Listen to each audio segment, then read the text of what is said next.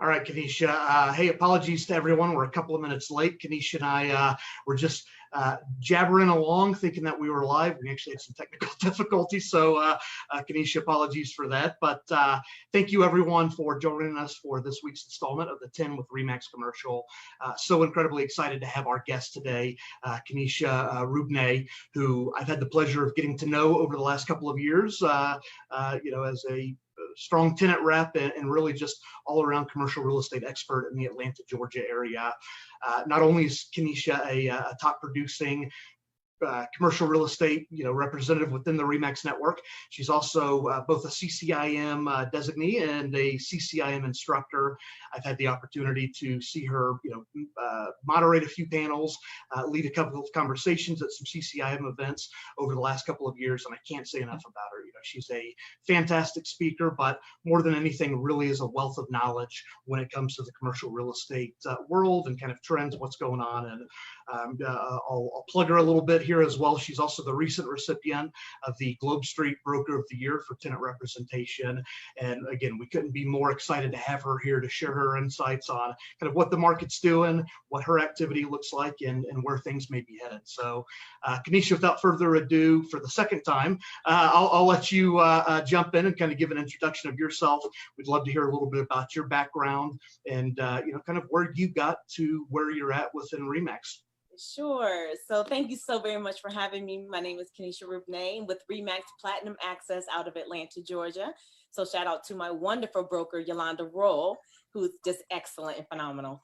And so I started out in commercial real estate in Phoenix, Arizona back in like 2006 and had a really great introduction. I was managing a group of a portfolio for a number of investors while the market was booming.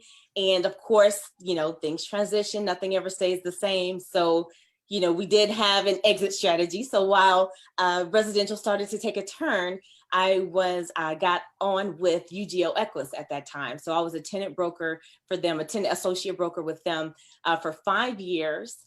And that was an excellent opportunity. Worked with a number of firms like Sodexo, DaVita, Dialysis, the GSA, General Service Administration, Leukemia Lymphoma Society. Those are a number of my clients.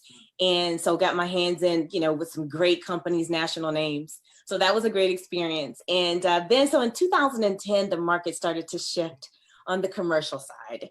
And that was a great opportunity for more education, So I did get my master's in real estate development at Arizona State University. And once again, a phenomenal hands-on situation. We had synthesis projects where we were digging into the market, with development and trying to figure out what do you do with this dark box and who should you put here and how do you create green space and what is everyone looking for in the market. So we also learned about the construction of real estate, the legal side, the finance, the design side. So that gave me a really good scope of the industry and what was next on the development side. After graduating, shortly thereafter, I was hired by a development firm, which brought me back to Atlanta. And I had the opportunity to manage a number of their high-rise mixed-use properties in Midtown and in Buckhead, Atlanta. That was a great experience. Then once again, everything is shifting, got hired by Walmart in the real estate department. And that was a great experience. Just wonderful. Everyone knows Walmart as being the largest retailer in the world, right? But not really understanding that they are the largest holder of real estate. So they are a real estate company. Wow. People don't realize that they have over 5,500 stores or, properties in the United States, but over 11,000 worldwide. Wow. And only 25% of their portfolio is leased. So that's a lot of management, lease negotiations. I was selling excess land, construction, development, making sure that my 12 new stores that were in my portfolio stayed. So it was great. So after that, came back to Atlanta and started with RE/MAX, and has been a wonderful experience. So I've been with RE/MAX now for the past 3 years. Great. And working with tenants, landlords, acquisitions, dispositions. you name it. Oh, that's fantastic. Again, very diverse background. And yeah, I would imagine being with Walmart, I mean, that's getting a master's degree again, your second master's degree in real estate there. So fantastic. Can you talk a little bit about your role with CCIM? You know, we're Sure. a huge partner with CCIM. We love the organization. Education can't be beat. And again, you're kind of unique. We've got close to 200 CCIMs in our network, but not many of them who are instructors as well. So yeah, I'd love to hear about kind of that experience and what that looks like. I became a CCIM in 2017. Okay. And 2 years later became an instructor. So that right there is unheard of. That is great. So over 160 hours of advanced education. So that was financial analysis, investment analysis, user decisions, market analysis. So it's an in-depth, it's all the math, the money, how to make the money in real estate. And so got that designation, and then became an instructor. And that even was a hurdle because I was one of the first Black female instructors. At that time, it took 52 years for that to happen. So that was amazing. Congratulations. Yeah. Thank you so much. So CCIM, I am involved in the Georgia chapter. I am the treasurer currently and officer for the board. I've also served on the university outreach, so, helping even for Georgia Tech to become accredited as on the fast track to the Penn. And also very influential in starting or launching the mentorship program. So we partnered CCIM with REAP, the Real Estate Associate Program, and put those two together. So now, as of January, we launched the mentorship program. So that was great. I was influential with that. And teaching has been just a wonderful experience. That right there, I teach 103 user decisions, but in order for you to teach something, you have to know it.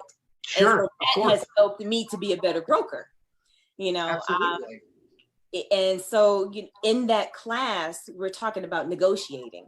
We're talking about interest-based negotiations. Don't play the high-low game. How do you find out the interest for all the stakeholders? What are your fighting alternatives? What happens if you can't reach an agreement? What's plan B? So that is really good. Also comparing leases, looking at exit strategies, and negotiating lease buyouts. Do you want to do a sublease? So being a CCIM and then also being an instructor has really helped me to be a better broker. Yeah, absolutely. Well, and again, the education there, I'm sure it's invaluable when it comes to brokerage. I mean, anyone who is in the industry knows leases are about as complicated as they get. There's no such thing as a boilerplate lease. They're all different. You learn something on every one of those transactions.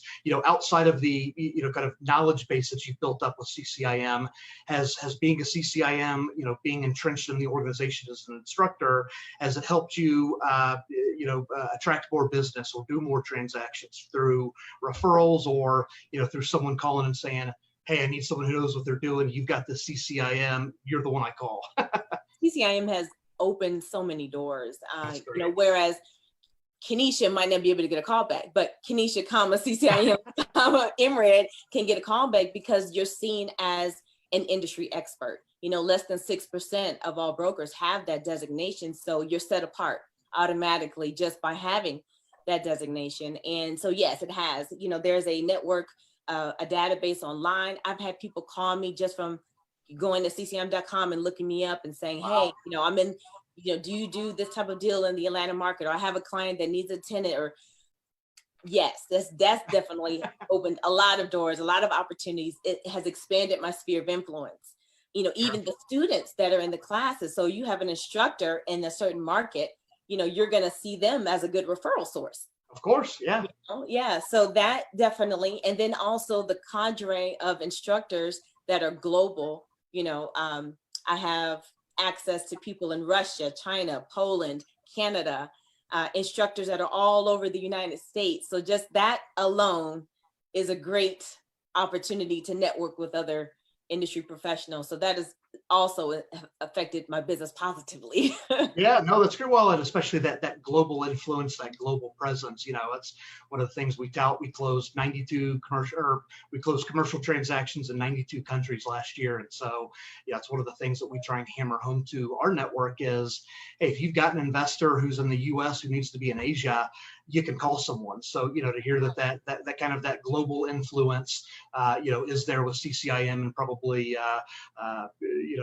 exasperated on top of being part of the RE/MAX commercial network. It's fantastic to hear. So, switching gears a little bit, it's everyone's $1 million question right now. How has your business changed over the last, let's call it year, or more specifically 10 months or so since all of these acronyms for viruses have come out, and dealing with global shutdowns. What does your business look like? And kind of two-part. Where are the advantages that you see, or some of the challenges that you've dealt with? Okay. So starting out, I would say February, March, everything just took a pause. Sure. It was crickets for, quite a while. People just not knowing. It was just a lot of uncertainty with the lenders, uncertainty with, when are you going to be able to get back into your spaces? Just, it was quiet. And so I even had a few deals I had a few deals fall through. I was under contract. Well, I represent the sellers, and they are a global quick serve restaurant. That's the best way I can describe them. And so one of their subsidiaries, I'm selling excess land for them, and we were under contract to close in February. Okay. And and we were working on this for a long time, but then one of the buyers was an investor from China. And then, so, a few days from closing, and, we're hearing the buzz, we're seeing the news, we know what's going on, but we're still, hoping that the deal can close. But it came down to it, and they could not access their funds. Assets frozen, couldn't get it to even invest in the United States. We did an amendment, still couldn't access their funds. So that deal, it fell through. We're under contract now with another buyer, but they're a national buyer. Sure. So that's great. So we're back. A little easier. A little easier, right? But then I also had another deal I was working on with the restaurant. This was 2 years in the making. All funds have been spent, all designs, all permits, engineers, and architects, drawings done, hundreds of thousands of dollars the buyer spent to get it ready, and then we get to the finish line, and then the lenders stop and loaning on non-essential businesses. So we're on amendment number 14 now. Wow. And we're still waiting for the lender to give us the okay that yes, I'll go ahead and do a construction loan for a restaurant, because it's an unknown industry right now. There's so many changes. Occupancy load is different. Now we have to figure out, what is your backup plan for COVID? What is your another exit strategy? What does this look like? So there's so many other questions now that the lenders want to know.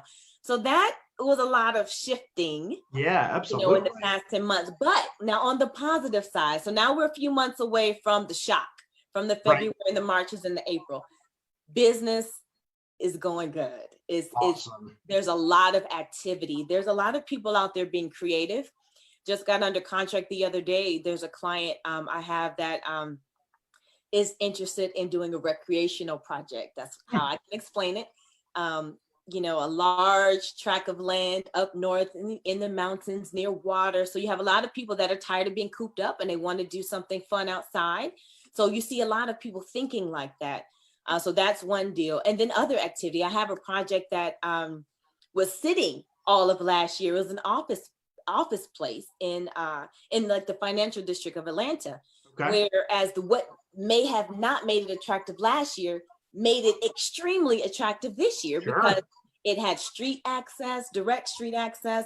It was kind of private for offices, and so now I have an architect that's in there, just extremely excited, and that was leased right away. So everything that I have been working on is moving, and so that's good to see. And I think maybe some of the influx of finance and from the stimulus or the economy from the government has really helped give that injection. But there's a lot of people that are hopeful out there. Businesses are growing, and so it's been really good. No, that's great. Well, and you mentioned, and I know you and I've talked about this previously, kind of the hurdles that we now have to overcome when it comes to getting funding for restaurants in particular. On the lending side of things, where do you see things headed? Is this a temporary kind of knee jerk? Oh my gosh, we need to be a little more cautious. We've learned from our mistakes, or is this going to be an ongoing? Hey, this is just the future of lending moving forward. You know what? I think that, well, who can say, because Sure, if you would have said sure. that last year, what do we really know what the end of the day brings? Life is changing every single day.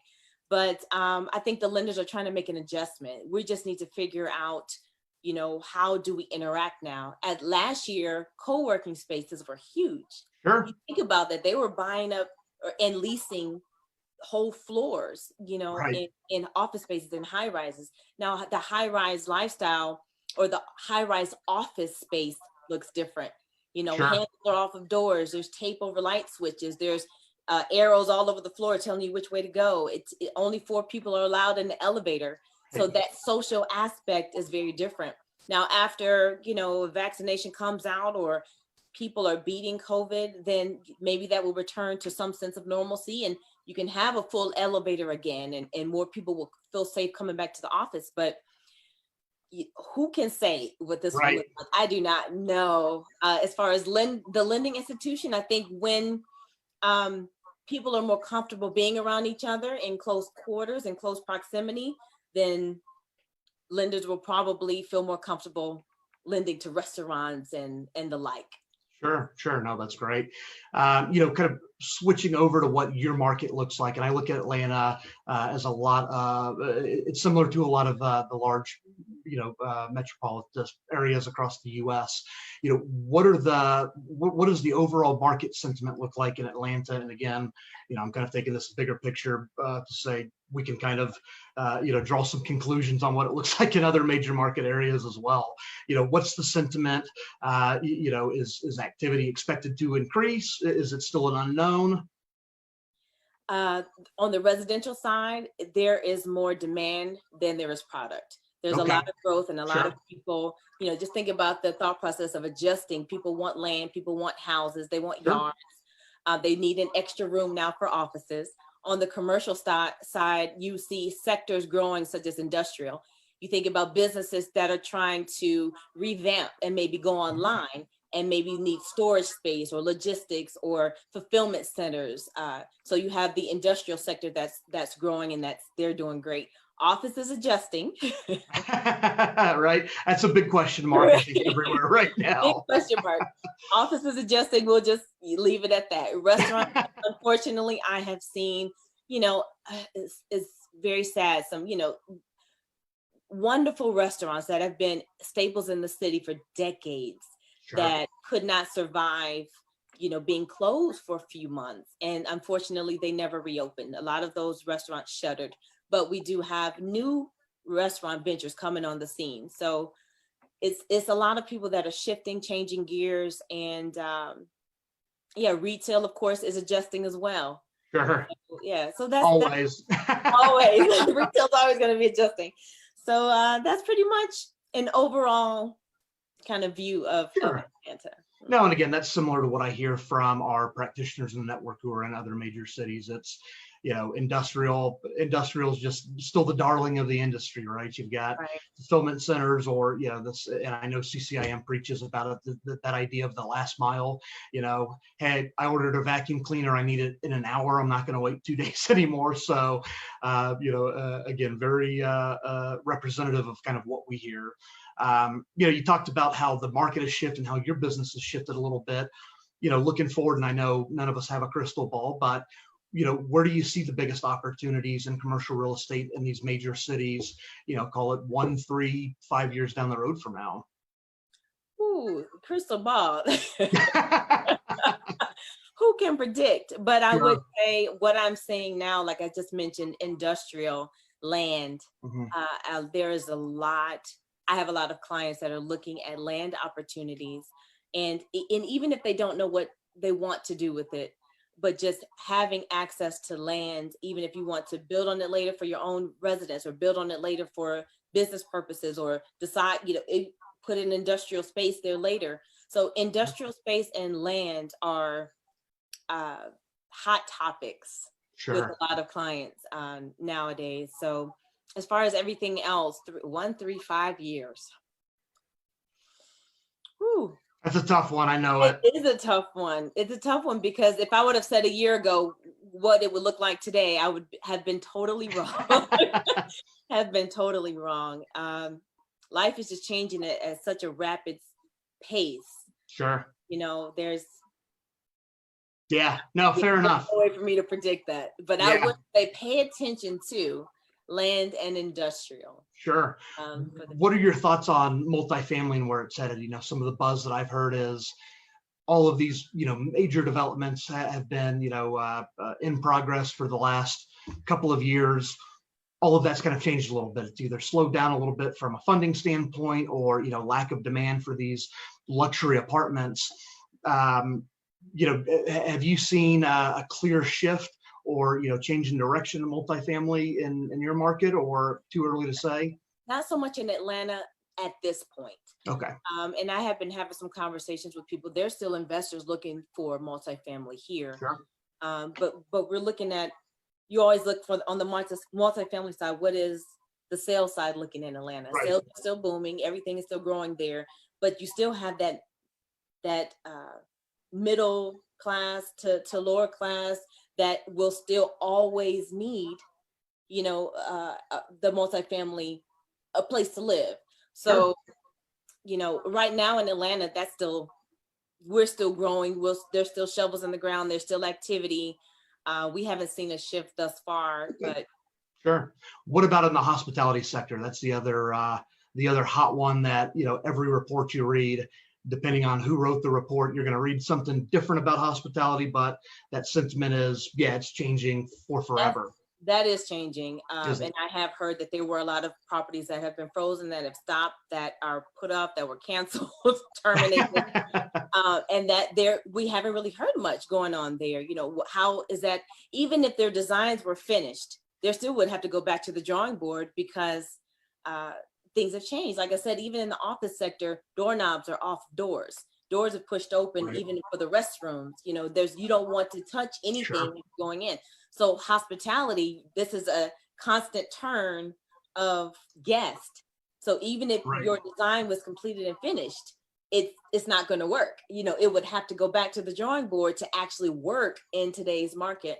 So I have not heard of many new, hospitality projects going up. I just recently heard of one that was in Bentonville, Arkansas, and I heard that through CCIM network, of one hotel project going up there, but I have not heard of many others. Kind of crickets in that sector. Right. People still sitting around waiting, trying to figure that out. What will it look like? Because when you have your project in the ground, you want it to be successful. You have to have a return on that investment. So and with that industry being kind of shut down right now, so many unknowns and so much uncertainty, why take the risk? Just a lot of question marks out there. A lot of question marks.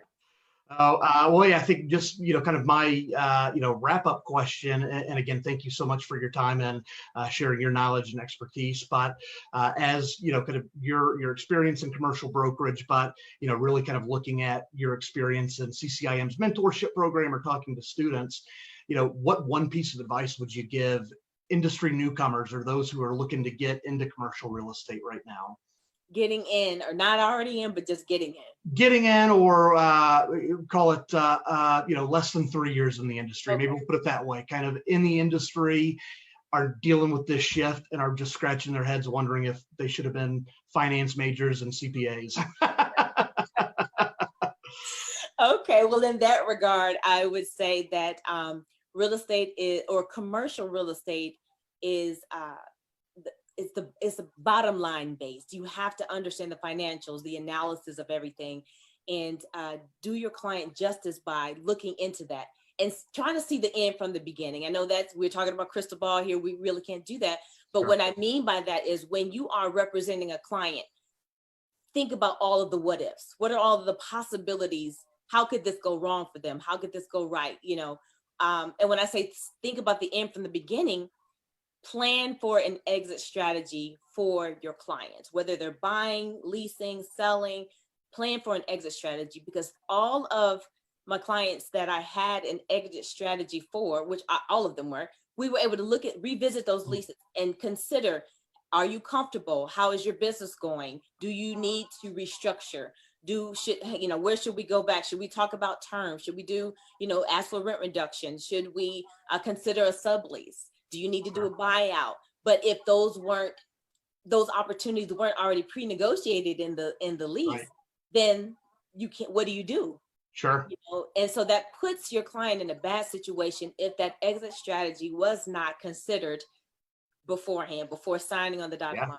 So I would tell them to always think about your client, their business needs, how, if the market shifted and it just went downhill, how would that affect their business and this document that they signed, the agreement, the contract, the lease?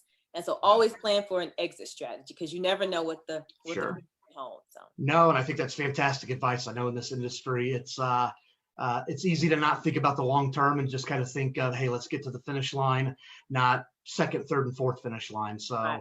Oh, I got a deal, but you want a deal that you can continue to get referrals from, and they're happy. Absolutely. Hey, that's business speaks volumes, right? Business brings in more business. So, well, Kenisha, thank you again so much for carving out some time to chat with us. I know you've got a very busy day ahead of you, so we'll let you go. And again, for everyone who joined us for this interview, thank you so much. Just a reminder, the commercial symposium's less than 2 weeks away. It's on Monday the 14th, 8 a.m. Mountain Time. So if you haven't registered, please do. And Kenisha, again, I can't thank you enough just for what you do for our network, for what you do for our partners at CCIM. You're one of the kind and one of the best in the business. So again, thank you so much for your time. It's been a pleasure. Thank you all so much. Thank you. Everybody take care. You too. Bye-bye. Bye-bye.